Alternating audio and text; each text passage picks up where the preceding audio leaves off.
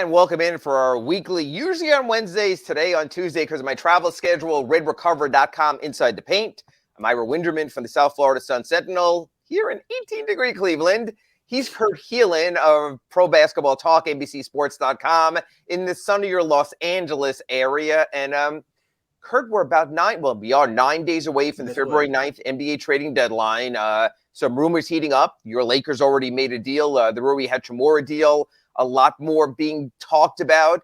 I think this is important because I know that Heat fan and Heat Nations wants to trade everyone and expecting mega deals. Kurt does a lot of pulling together a lot of the rumors around the league, separating the fact from the fiction. Kurt, from what you could tell going into this year's deadline, one, are you hearing more chatter than usual? And your expectation is of a lot of what we're seeing or of a little bit less? Where do you think the trading deadline will take us this year? It's funny. I was just talking with an executive last night, and he's like, chatter's picked up. Like the level of talk around the league is kind of, we'll call it normal levels. Like it is when you get this close to the trade deadline, everybody's talking, but nothing's gaining traction. Like I think we're headed toward kind of a dud trade deadline. I think, and I'm sure we'll talk about this, the Toronto seems to be the one everybody's watching. If Toronto gets involved and Van Fleet becomes involved, which is important in Miami, but also would they trade Siakam? Would they? OG Anunoby has a bunch of suitors lined up. Then it gets interesting. But if they don't jump in, Jay Crowder could be the best player moved. And Jay Crowder hasn't played a minute this year. Yeah, no, that's interesting. You know, I think what's changed the NBA trading deadline is the play-in tournament. Yes. Because when 20 of 30 teams advance beyond the end of the regular season, think they have a puncher's chance of getting to that number 7 or 8 seed by winning 1 or 2 games, everyone is still in it more. I think it's one of the best things the league has done. On one hand, I think it's one of the worst things the league has done because it really dilutes the playoffs that everyone is in. I mean, no league has 2/3 of their teams still having a chance for the playoffs. So I think that dilutes the playoffs. But I think right now you have teams, even in Oklahoma City right now, even the Orlando Magic right now, looking at number 10 or something higher and saying, hey, they have a chance. The Western Conference, Steve Kerr addressed this last night, is absolutely bananas. I mean, I think between it's 3rd and 11th or 3rd and 12th, it's like 2 games apart. I mean, you can make that kind of jump. The Lakers are there. The Suns, for all their losses, are still hanging in there. Like I mentioned, the Thunder is still there. So I think that does things. But I will say this. It used to be teams would wait more for free agency because they would hoard cap space and think this is their year. I think teams would almost rather get bird rights to players when they're over the cap in February and then know it's their player to re-sign or not. So I do think there's a lot of divergent factors. Anyway, that sort of sets up where the trading deadline might or might not head. But what I really want to get into here, and please hit us up on the chat board today, is a Heat perspective. Earlier in the show, we'll go national a little bit later. Then we will look at where the Heat stand also, the horrible loss in Charlotte. I'm doing everything I can not to talk about that. Here I'm thinking, okay, my accurate Pembroke Pines report with Big O on Monday. I'll talk about a win there. Talk with Kurt on Tuesday at redrecover.com Inside the Paint. Not so much good things right now. That's why I'm turning it. Kurt, I want to start here. We're hearing a name out here a lot, and it's been reported, and he's discussed it to a degree also, and I don't understand it. When I look at Kyle Lowry and the way he's playing right now, I do not see a player that I would covet externally. I do not see a player that I would covet externally when I also know he's due almost $30 million next season. Yeah. Yet you cover a team in the Clippers whose point guard play has been so bad that maybe we're talking about desperate measures for desperate times. I've seen a lot of scuttlebutt about Kyle, Minnesota, the Clippers, some other places. Yeah. Kurt, give me your thoughts. I know you had a chance to catch some of the Heat game on Sunday as well against Charlotte. Kyle Lowry, is he still a thing? He's still a thing in the sense that he's for teams desperate for better point guard play, like the Clippers, where Kawhi Leonard is nudging management, going, "Hey, we could use a point guard." I'm like, and we can get into, aren't you supposed to be the point guard later? They are at a point where Lowry actually is an upgrade. They would take it that they're using Terrence Mann, a guy who should be a 3, at the point right now because he's their best option. And I think Minnesota's sort of the same way. The D'Angelo Russell, remember Karl Anthony Towns pushed for D'Angelo Russell. He wanted him there. Right. Looks really good right now. They would love to move on. For them, and I think for the Clippers in particular, but even a little bit in Minnesota, they'll take the money. I mean, Lowry for D'Angelo Russell's not a huge add-on, and money doesn't matter to Ballmer. So I think there's a limited number of places where there's interest. I can tell you with the Clippers, he's not on the top of their list because of how he's played. He's kind of the fallback, but it's not out of the question.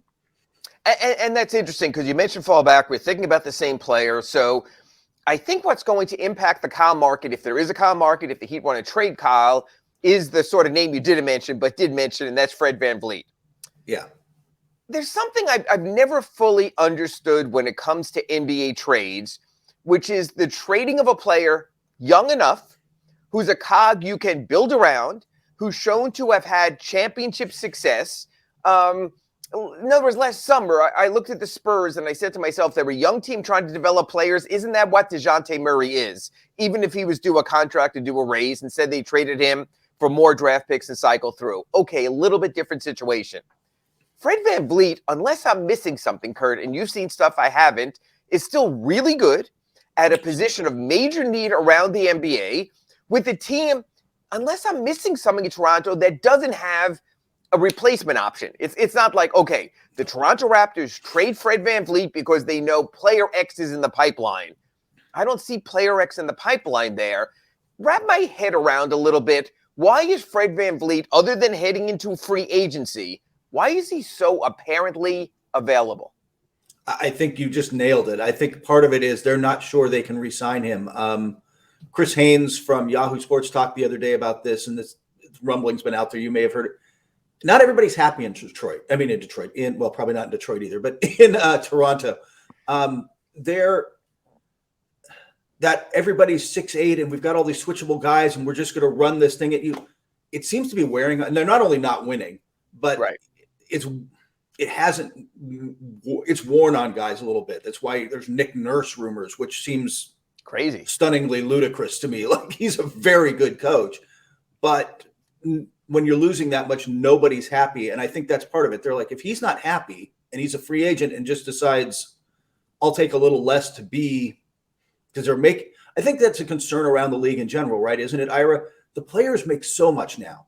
Like, your league average salary is going to be over $10 million. And for a guy like VanVleet, who's a quality starting point guard, and we're talking 25, 30 a year, I might give up a few million to be in a place I'd rather be because the money's so huge. I think that I think if he becomes available, it's simply the free agency thing. They don't think they can bring him back. Well, and if that's the case, obviously he's light years, in my view, ahead of Kyle Lowry, because the fact is Kyle Lowry has one of those $30 million years on his deal anyway. So if Fred VanVleet's going to re-up for 5 years, that's 1 year that offsets what Kyle would make, and then you just have the other 4 years. So I totally get that. And then I see that Fred VanVleet's linked to the Heat. And it makes sense. He's an upgrade on Kyle Lowry. I can get all of that. The Raptors wouldn't take Kyle Lowry back, would they? That would be totally opposite of where they are right now, correct? Trying to get younger, trying to move in a different direction, having almost helped facilitate Kyle Lowry going to the Heat in the first place. Or am I missing something? It seems odd. Just like you said, the direction they want to go. He left and returning for a year. By the way, like you said, he's got another year on his deal. He's not, whoever gets him for a year. Unless they're going to tear it down to the studs and move OG Anunoby and Siakam and Gary Trent Jr. I mean, just rip the whole thing apart. Sure. Then it doesn't make. You're right. Why am I bringing in Lowry? If I'm going to be terrible, then all right, I'll pay Lowry. I got to pay somebody. And we're going to be in the lottery, but that's also never how Masai Ujiri has operated. So I'm hesitant to think that that's the direction they would go. The other one that's intriguing to a degree is the D'Angelo Russell part of the equation there, and Minnesota clearly needing something to stabilize their very unique approach with Gobert and Karl Anthony Towns. They've been so up and down with Chris Finch as coach this season. You don't know where they're headed. I mean, they could have a good playoff seed. They could be in the play-in. They could be out of the playoffs the way the West is set up. I get all that. So I can see how you might say we need veteran point guard to stabilize and make the right play. And also, with Kyle's declining defense, you do have Rudy Gobert there as the backstop when he gets beat off the dribble. I want you to go the other way if you could a little bit, because you're more familiar with the Western Conference than I am, being based out there. D'Angelo Russell as a player. I've always thought of him as more of a 2 than a 1. I don't see him coming in necessarily as a 1, but obviously positionless Eric Spoelstra will make it work. What do you see in D'Angelo Russell? One, the way teams have constantly wanted to move off of him. What is he? Who is he? And give me just your feel. If D'Angelo Russell, forget about for who right now, were to come to the Heat, what would he be in an Eric Spoelstra system? He's a competent playmaker. Ideally, I think you're right. Ideally, he is your secondary playmaker, and he's not. The challenge is, I think he's not always comfortable in that role. He believes he's scorer. He believes he should be the guy with the ball in his hands. Where if he comes to the Heat, he is option 3, option 4. I think option 4. I think Kyle's comfortable in that. Behind Tyler, behind Jimmy. Tyler, so you have 3 right there. So I think anyone who comes in would be the number 4 option. So I don't know if that would stabilize him. The Heat's offense is horrible. 26th, 27th in the league, play with no pace. So I could see bringing anyone in who could be that type of streak scorer. So I guess it would make sense from that element. Is he a Heat player? I'm not sure that I was getting that. I don't think he's a Miami Heat kind of guy. I don't think he's committed that way, and he's kind of a little self-serving, but he also can shoot. He can get on streaks. He can get to the bucket.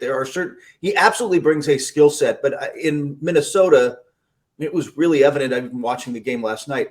They're at their best, forgetting that Towns is out and the kind of awkwardness up front. They're at their best.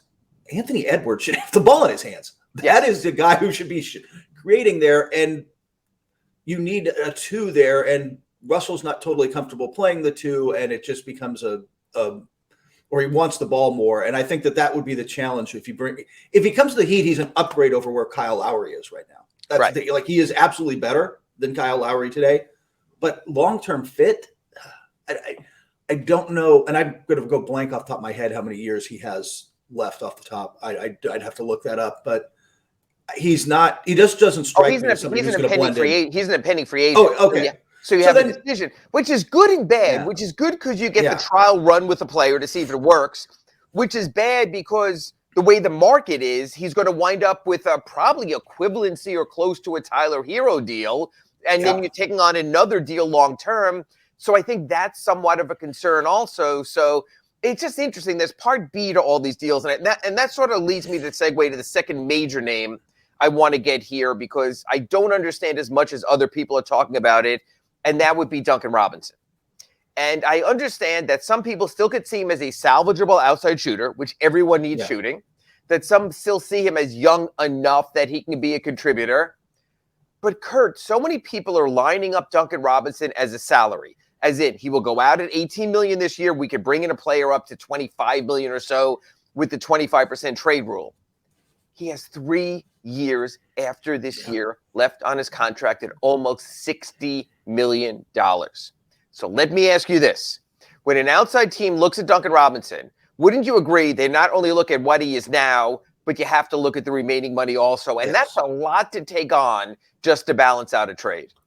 Yeah, it is. It's just, he is at this point, isn't he more contract than player, which is unfortunate because I think there are a lot of teams who would be saying exactly what you said, which is, hey, maybe if we get him out of Miami and put him in our system and use him this way, it just the fit is better. Team X needs shooting, and probably 29 teams need shooting. Team X needs shooting. If we bring in Duncan Robinson, we can find a place for him. But he is making a lot of money for the next 3 years, even as the cap goes up and this seems less painful. I guess if I would put it this way, if you're a team thinking playoffs in the next couple of years, that becomes a lot of salary to take on for a guy in that role. No, I agree. But I also think there are teams that might say to themselves, you know what? We're not going to get a free agent. We're not going to be able to even sign someone that at least he can give us this kind of shooting. So we were at the game the other day. Orlando was in town on Friday, and I just spitballed a trade out there. And I said, You look at the Magic box scores, and one thing really noticeable to me is Terrence Ross doesn't play anymore. And they understand you have Banchero, you have your younger players, Wendell Carter Jr., I get that. And they're trying to find some rhythm with Markelle Fultz in their backcourt. But Terrence Ross, who's on an expiring deal, and I look at a team like Orlando that they're not going to land free agents, at least not yet. It doesn't seem that way. So maybe they could take on a Duncan Robinson and say, hey, we need shooting. We need floor spacing with all the big men we have right now. We're not going to be able to go out and sign a shooter anyway. So I was thinking about something like maybe like Duncan Robinson and Nikola Jovic for Terrence Ross. That gives the Heat sort of the type of streak scoring that they're lacking right now. Maybe tempts Orlando a little bit.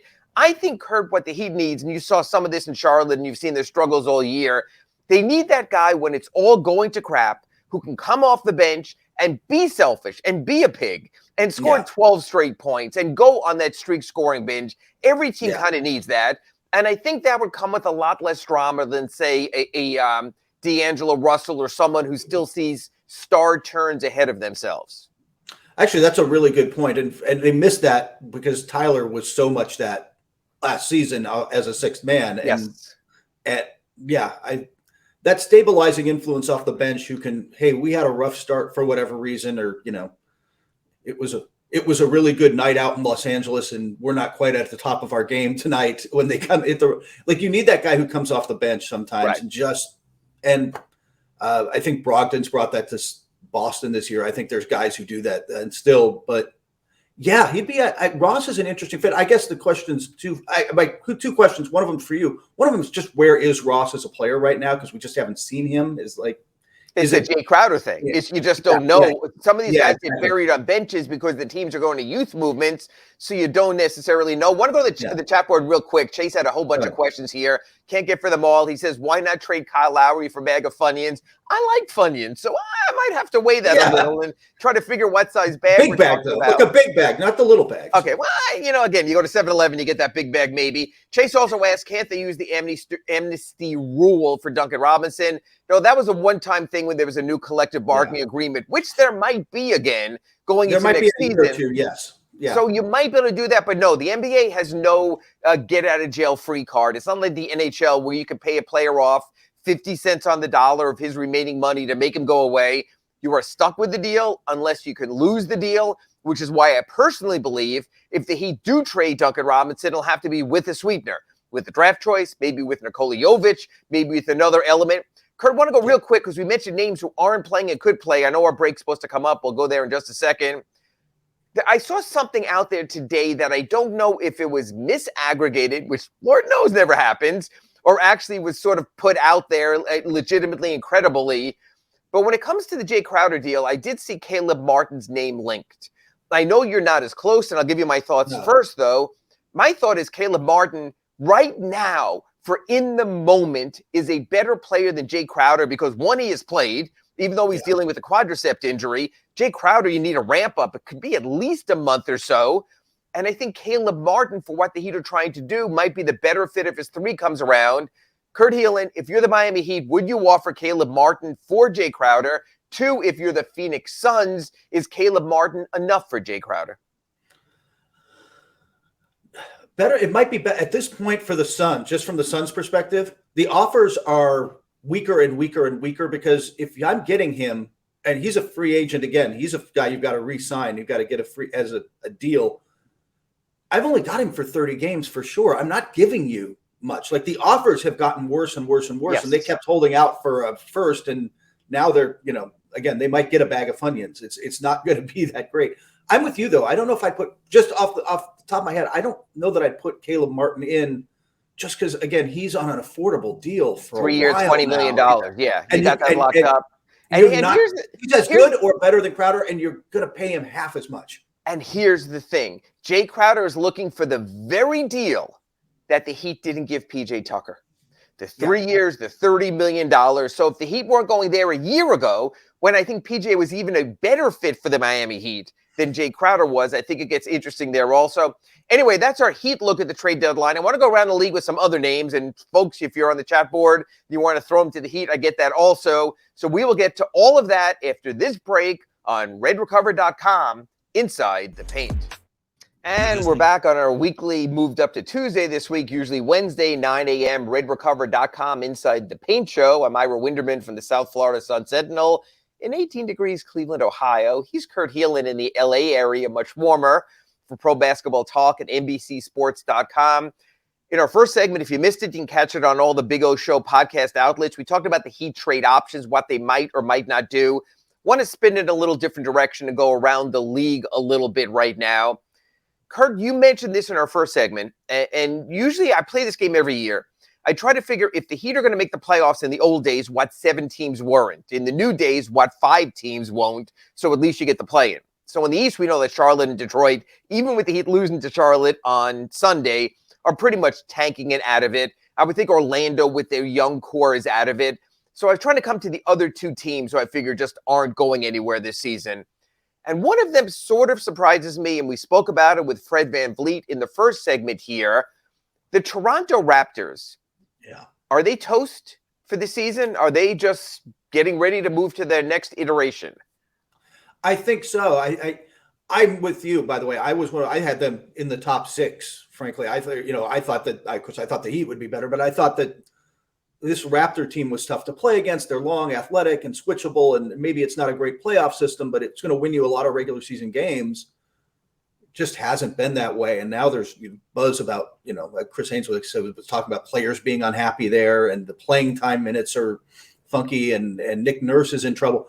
That's got all the recipe of things that there isn't some magic bullet trade that fixes it, right? Even if you want to start to shift your roster towards something more traditional, when bring in a Jakob Poeltl at center and start shifting things around.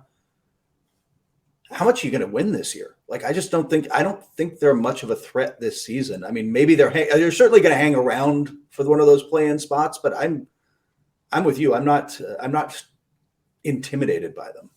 So OG Anunoby has been the name I think that's been viewed as the most gettable from Toronto, the most reasonable and the most helpful. And again, I think he's a player, if you put him at the 4 for the Heat, they are markedly and demonstrably better. Yes. But my question to you is this, because I want to give Heat Nation sort of a sense on this. It's a good name. I would embrace him, except for one thing on the Heat end. And we spoke about this with D'Angelo Russell in our first segment also. It seems like some of the discontent from OG is that he wants to be more of a prime factor. That's a team that plays through Pascal Siakam. That's a team that plays through Fred VanVleet. That's a team that wants to, going forward, play through Scotty Barnes. 4th option. I'm not sure that changes that much with the Heat. The Heat would love to have OG Anunoby come in here and say, I'd love to be your 4th option. Then I think it works on so many levels. Switchability, being able to defend the 4, hit threes, not at a great rate, but something that he can work on, feature him a little bit more. So I get all of that. But if you're Toronto, so again, I'm having you be Masai Ujiri again for the second time in our show, if you didn't catch the first segment. When you look at the Miami Heat, honestly, Kurt Helin, and you say, OG, you've been an OG for us. We're going to take care of you. We're going to get you. If you want to go to Miami, that's fine. Do the Heat have, honestly, in the view of Toronto management, enough, considering what Kurt Helin of Pro Basketball Talk has heard about other teams offering Toronto?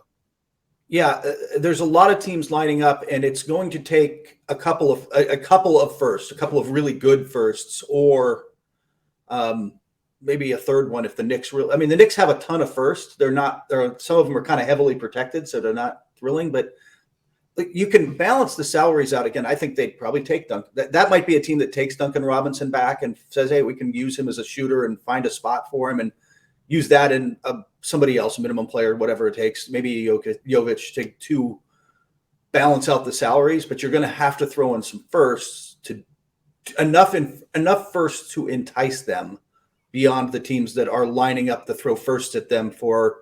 When you talk about him being a 4th offensive option, what he really brings is he is one of the best on-ball defenders in the league, point of attack defenders in the league right now. He is switchable and long, and a guy who's going to be first team all defense this year. And you put that on the perimeter with Bam, and suddenly that end of the floor looks a whole lot better. Well, but I want to ask you that also, because we always talk about the big trade, about Pat Riley and Wales and harpooning and going big. Yeah. The Heat basically have their 1st-round pick this year they can trade, And then you get into the 26, 27, 28 realm, and a couple out there you can move, can't be consecutive years. If you're the Heat and you even throw in 1 first-round picks to an OG Anunoby deal or whatever deal we're talking about here today, Fred VanVleet, something else, you then lose your ability to package going forward. You don't have a package. Yeah. Sort of like the Lakers' concern, with their first-round picks and what they might or might not do or would have done if they held, kept all their picks together. So my question here being, should the Miami Heat say we're not going to do a pick package going forward? We're not going to do the Durant game again next summer?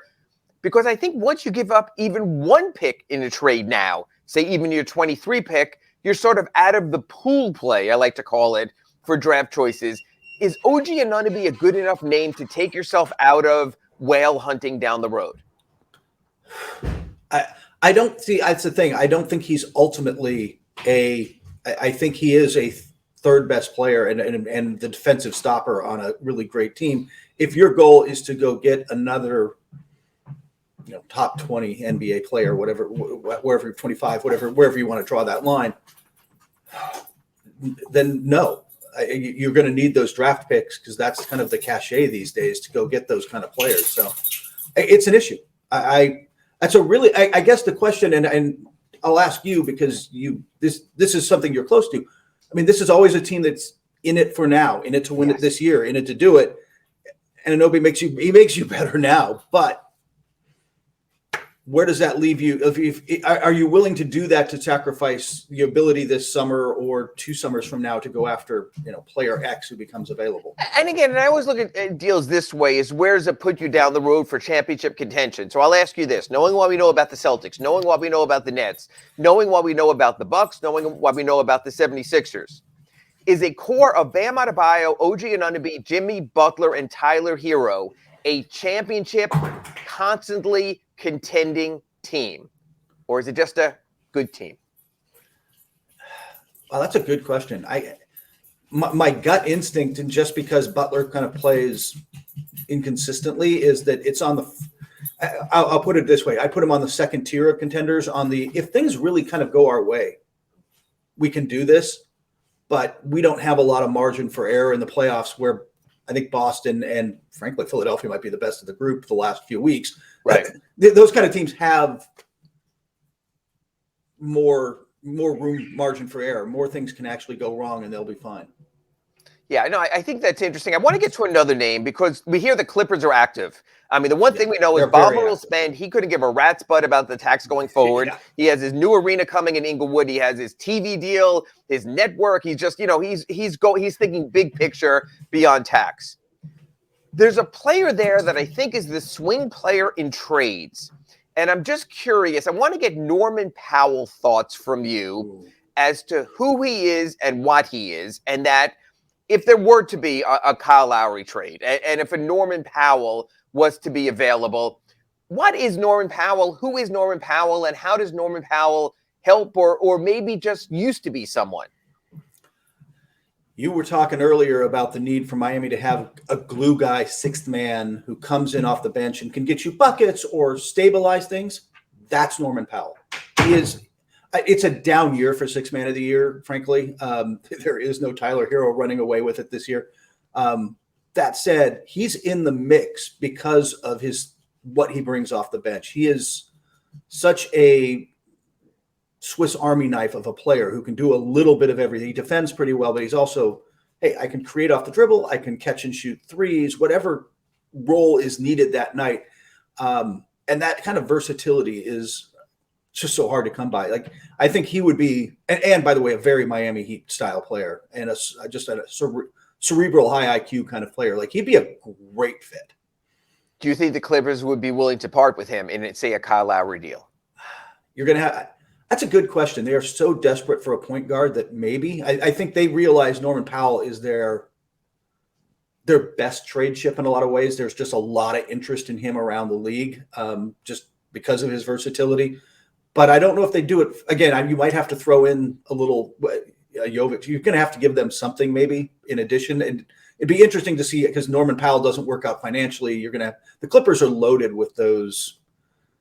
They built that roster well in terms of like they've got a bunch of guys between 19 and 12 million that they can shuffle in and out of a deal to make it work. But I think it'd be an interesting trade package. But if you could find a way to get Norman Powell in a Kyle Lowry deal, that would be a huge get. Yeah, that's something that intrigues me. I want to also get to one of Pat Riley's really good friends in the NBA and a team that I thought would have done a lot more to this point but hasn't, and that's Danny Ainge, being facetious there, and the Utah Jazz. Kurt, when the season started, it was almost a poo-poo platter or a dim sum tray of pick whatever you want, take what you want, we just want draft choices.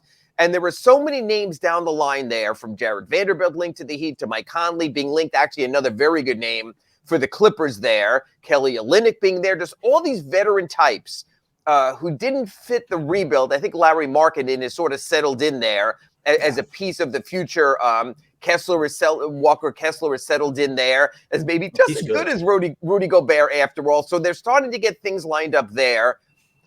Does it surprise you as this late date, 9 days from the NBA trading deadline, that Danny Ainge hasn't cashed in his chips? And the other part of that is, doesn't he have to? Isn't this what this was all about in the first place? From moving Donovan Mitchell for 3 first-round picks and 2 pick swaps to the Cleveland Cavaliers getting the youthful potential of a Colin Sexton, making the deal with Timberwolves and getting their picks. Wasn't there always a part 3 and then taking all the veterans brought in and moving them out? Yeah. What's going on in Utah? Why have there been crickets so far from Danny Ainge and the Jazz? And if you don't mind, take us through some of the chips that Utah has and maybe what you think might be a fit for the Miami Heat.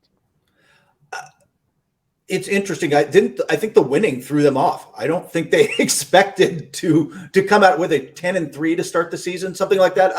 And one of those teams right in the 3 through 12 mix in the West that they can have home court in the first round of the playoffs. They can get the number 1 draft choice. They are everywhere in that mix.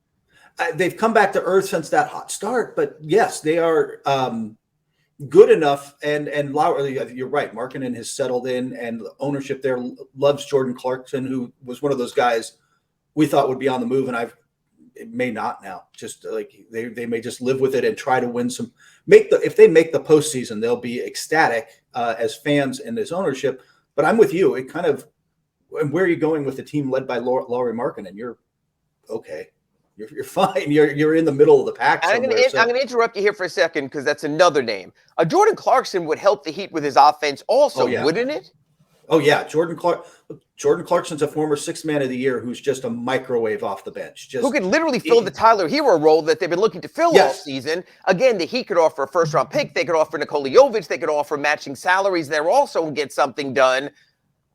It's almost like Danny Ainge could solve the Heat's problems, which is never something you would have thought you would hear with the words Danny Ainge and Pat Riley together. Yeah.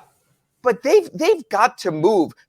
So let me put it to you this way, because we're up against another break in a couple of minutes here, is this. The Utah Jazz will do something, right, Kurt Helin? Yes. There's a lot, starting with the aforementioned Clippers and their point guard issues. Mike Conley is at the top of their list as the guy they want to bring in.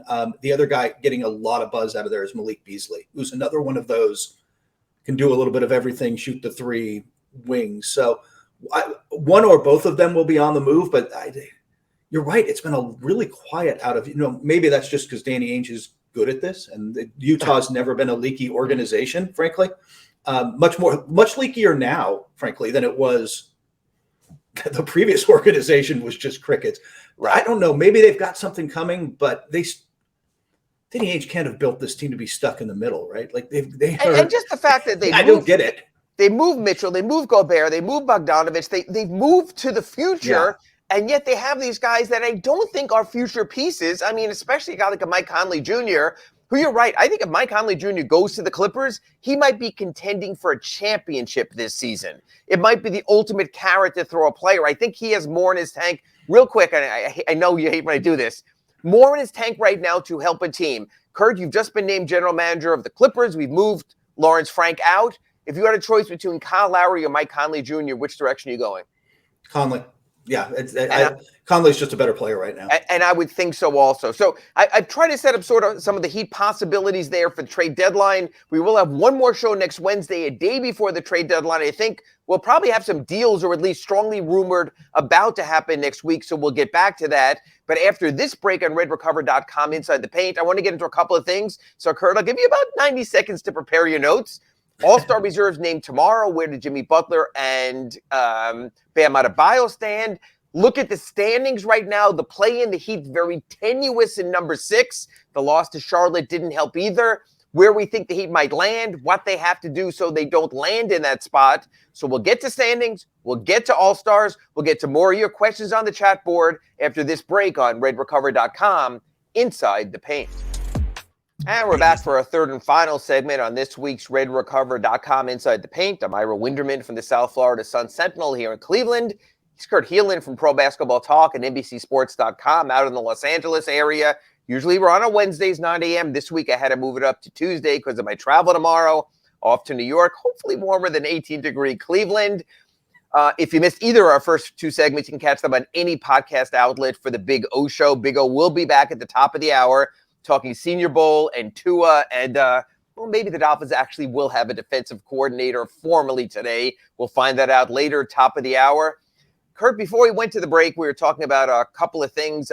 Heat, where they are in the standings, All-Star reserves announced tomorrow. The ballots are already in, so tonight's game won't factor into that. Conference coaches had to vote for, we know the 5 starters for each conference, had to vote for at least 3 more front court players, 2 more backcourt players, and then 2 players at any position. And it's interesting because I've seen this presented both ways, Kurt, so I'll throw this to you first. Of the Heat's most likely candidates, I don't have Tyler Hero in there this year, of Bam Adebayo and Jimmy Butler, I've seen different guys. John Hollinger went one way. Some other people have gone another way. The most deserving between Jimmy Butler and Bam Adebayo, from your perspective, if you had a ballot, if you were filling it out as a coach, which one would you have higher on your list of East front court players? By the way, Ira, I love the fact that you want to go to New York in February and hope it's warmer. Welcome to my misery. I'd say Bam is a little more, just because he's played and the role he's played for this team this year, more consistency than I think you've gotten from Jimmy. But Jimmy brings what people want with all due respect to Bam, Jimmy brings what everybody wants in the All-Star game, which is he's star power, man. Jimmy is a big-time star. I mean, I had both in. I fear what's going to happen is, because of where the Heat are in the standings, they're going to get one. It'll be interesting to see which one the coaches go with. I got a feeling it might be Butler, but to me, Bam. I say that, but we've talked about this before when we've discussed this. Coaches love Bam because he does all the little things and shows up and plays hard every night and has improved his game. Maybe that gets him through. Bingo. And that's what the way I sort of look at it is, there's 4 prongs to the All-Star process. There's fan voting, that's 50% for the starters. Fans vote as fans, and we've seen some odd selections there because they want their favorite players. So Zion Williamson, who barely has played at all, is a starter from the Western Conference pool because fans have a right to be fans. I have no issue with that. Media vote, and they tend to be more analytic, and they go through the metrics, and that's fine also. That's a media perspective. That's 25% of the starters. Players vote, and they vote for their friends, and they're allowed to because they're not told that they can't. That's 25% for the starters. So I get that. Baby. Each of those constituencies gets to vote for the way they want to vote. So my thought is, when you give the conference coaches the 7 reserves, they should vote as coaches. If coaches vote as coaches, Jimmy Butler, coach killer, not so far off there. Yeah. Am I Kurt Helin? No, by the way, if Trae Young's not on the team, yeah. You'll know why also, right? So you have that fact. By contrast, Bam is not a stats guy, plays team defense, plays team offense, is willing to move off the ball, had just been an all-around good guy and the ultimate team player since he arrived out of Kentucky. So to me, if coaches vote as coaches, and if they don't say, hey, it's an all-star game, it's for fun, let's get who the fans want, like a Jimmy Butler, I think Bam is the choice and should be the choice of coaches based on who coaches are and what coaches say. But we'll see.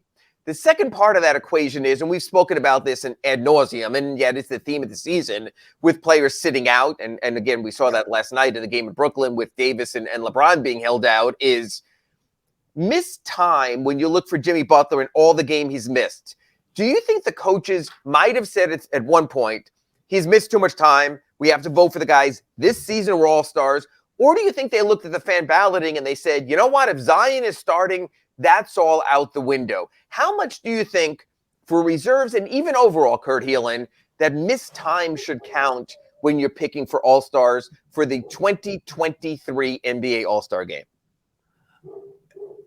This is a really good question. I think I'm really curious what the coaches do with that, because I think it was one of the hardest things. I have one of those media votes, and that was one of the hardest things. Like, where do you draw the line with Zion or Anthony Davis in the West, who are, frankly, their highs are higher and they're just better players than Domantas Sabonis? But Domantas Sabonis shows up every night and puts up numbers and he should be an all-star, but I don't know if he'll be a star. Like, that debate's really interesting. And I've landed on the spot where I'm like, it's a fan exhibition event. If you've played in 60% of your team's games, that's good enough for me. Like, I'm not going to be, but I don't know if coaches are going to feel that way. Like, I think coaches might set that bar higher, and that might be, like you said, what puts Bam in over Jimmy is just, I think for coaches who, well, at least the coaches I've talked to, and you've probably talked to some coaches and heard them around the league this year feeling the same way, they're a little sick of this, especially if you can get them off the record. Like, they're not thrilled with having to juggle their lineups every night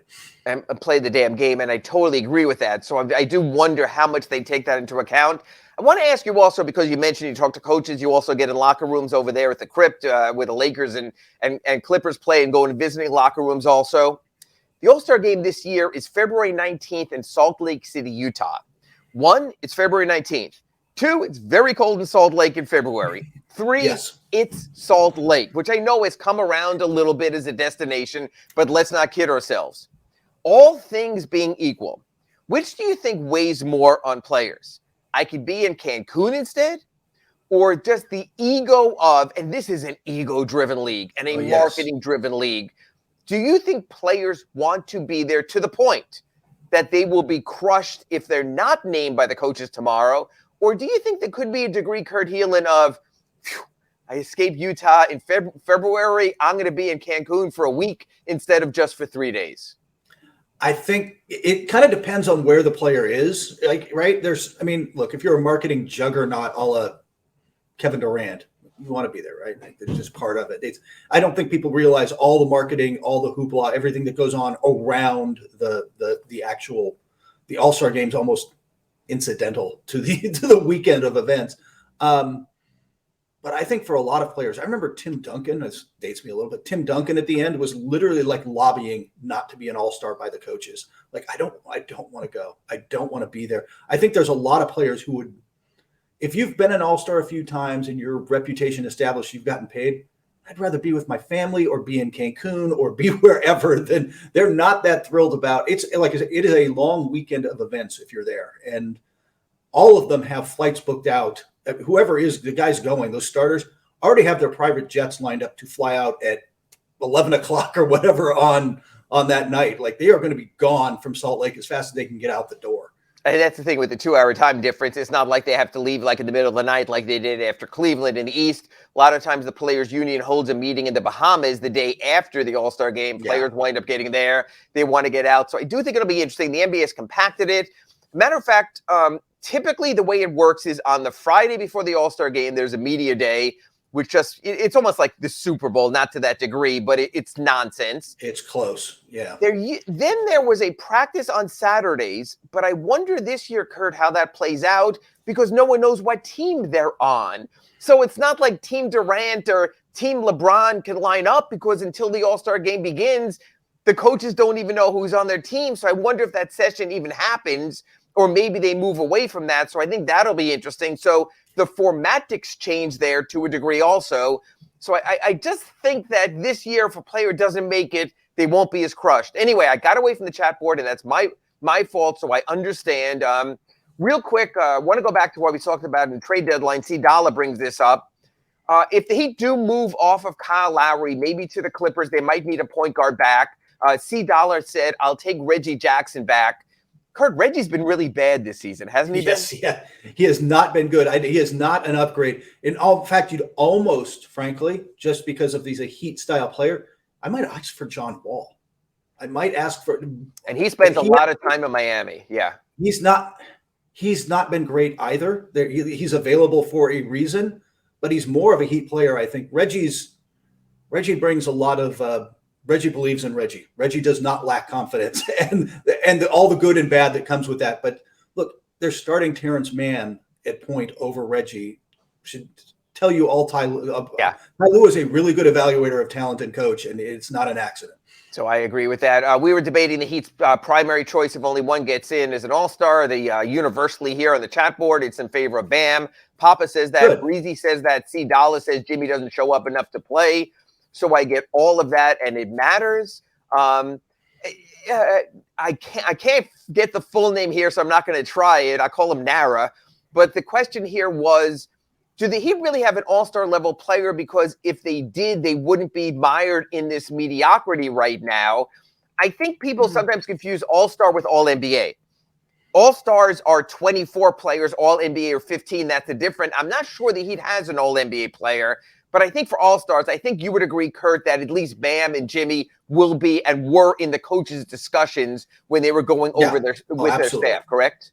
Absolutely, yeah. It's top 24, and frankly, with injury replacement stuff, you're really talking about top 30 type of players and Bam and Jimmy are. I think Bam is clearly in that mix, but either way, they're both certainly in the conversation where it gets tougher with all NBA. You get three centers, and it's really tough for Bam to make that cut if like Jokic and Embiid, and then who's your third one? Like if Anthony Davis plays enough, it's really hard for Bam to get in that spot. Yeah, no, I agree. So this is a little bit different. Again, this is more for the fans. That's more for, Supermax and other contracts. So we'll get to that. Bobby Marks wrote at ESPN today. I think there's only 5 players impacted by all-star bonuses. That's mostly because players now get the full max. And even if your bonuses kick in, you can't go above the max. So it's not like it used to be. So that world is changing a little. Going to go in reverse here for our usual ending because I want to get to the standings after. Heat upcoming schedule. Tonight in Cleveland, Cavaliers are good. What's your expectation, Heat of Cavaliers tonight at Rocket Mortgage Fieldhouse?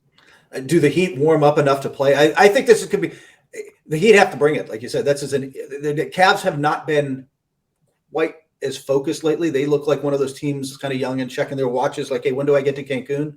But that said – At home, they're very good. They're very good. And I think, you're going to have a really focused – elite Heat performance to hang in this one. And that's the thing. When this trip started and it was Charlotte and Cleveland and New York and Milwaukee, my thought was this.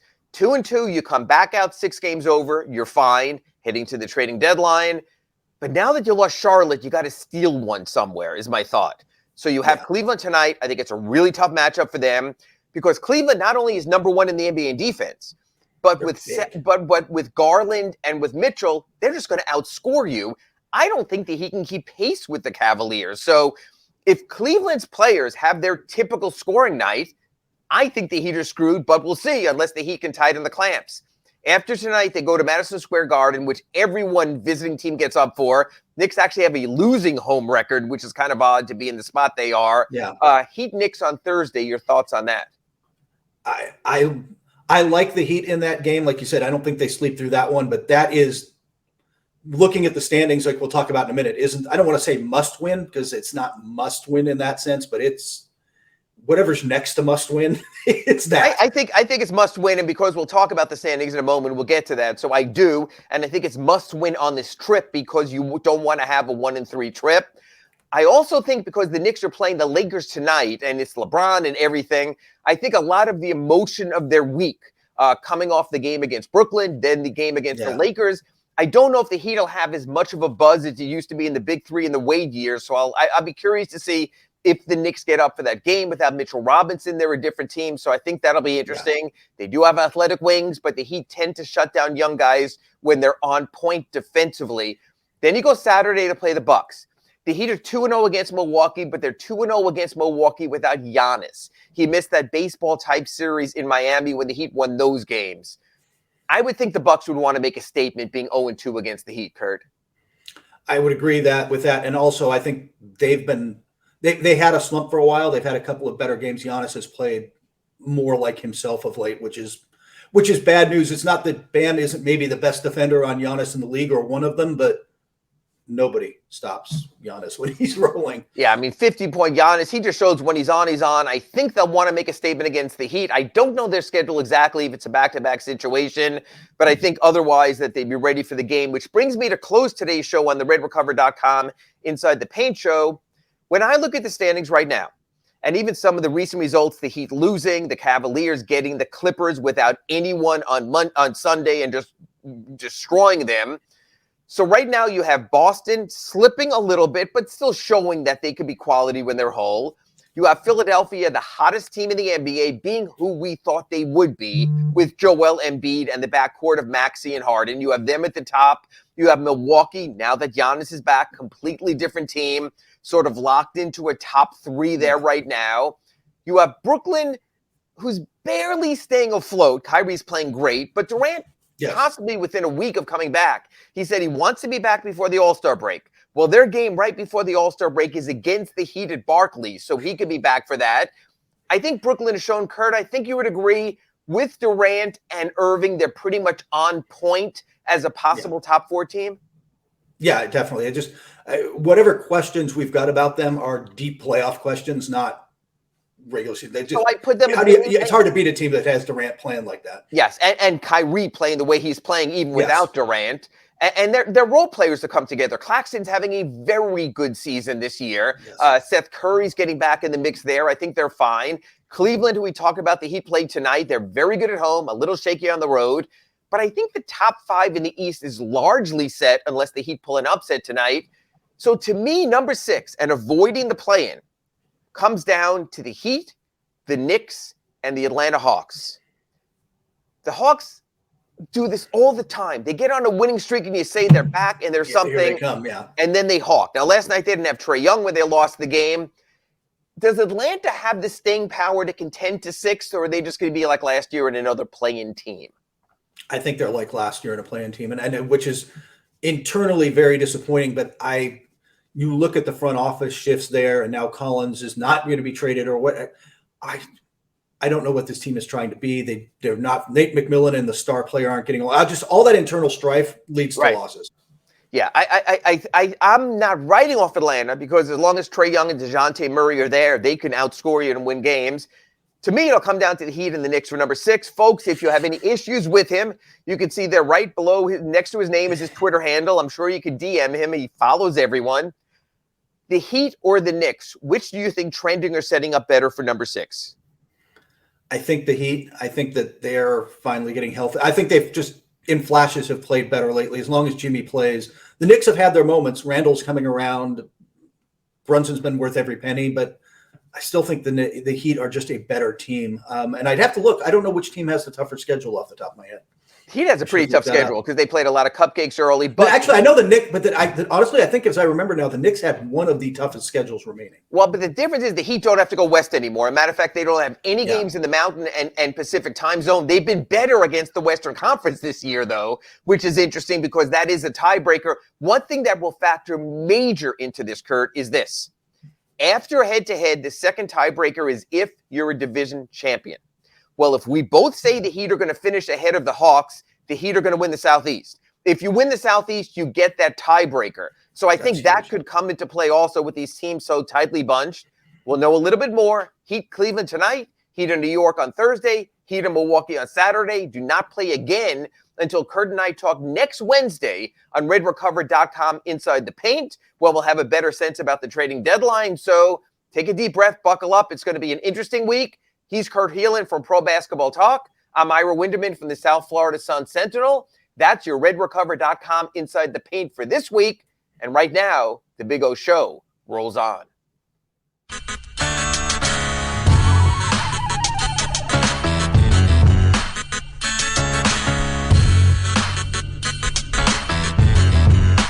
This is the Big O Show. This is the Big O Show.